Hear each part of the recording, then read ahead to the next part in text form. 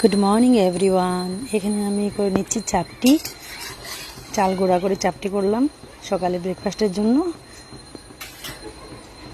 তার এখানে আমি মিক্সিতে চাল গুঁড়া করে নিয়েছিলাম, আর এখানে আমি করব চাপটি। একটা আমার হয়ে গেছে, আরও আমি করছি। দেখো, চাল গুঁড়া করে চাপটি খেলে না চা খেতে অনেক ভালো লাগে। আর এরকম ছড়িয়ে ছড়িয়ে দিচ্ছি আমি, ছড়িয়ে ছড়িয়ে দিলে চাপটিগুলো না একদম মুচমুচা হয়, আর খেতেও অনেকটা ভালো লাগে। দেখেছো?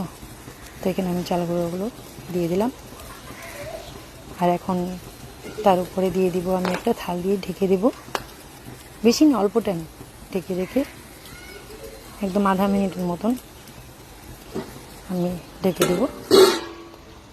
তার উপরে দিয়ে দিব অল্প জল ছড়িয়ে, ব্যাস। তারপরে আধা মিনিটের মতন পরে আমি তাকে উঠিয়ে নেব।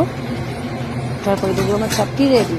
দেখো, একদম 1 মিনিটও লাগবে না একটা চাপটি করতে, আর এত মুচমুচা, দেখে মনে হচ্ছে দেখো কতটা সুন্দর হয়েছে। এরকম করে চাপটি করে না চা খেয়ে দেখবেন, অনেক ভালো লাগবে। পরোটা, রুটি সব খেয়ে, এবং চাল গুঁড়ার চাপটি হলে আর কিছু লাগে না।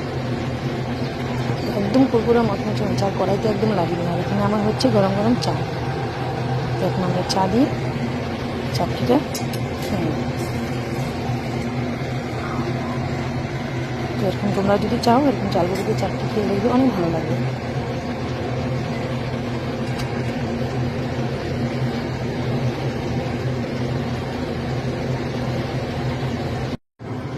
তো রেডি আমার চা আর চাপটি। তো আমরা এখন ব্রেকফাস্টটা করে নিই। আর যদি আমার ভিডিওটা ভালো লাগে, প্লিজ লাইক কমেন্ট করবে। আমি এরকম ছোটো ছোটো ভিডিও তোমাদের সাথে শেয়ার করি। তো চলো, টাটা।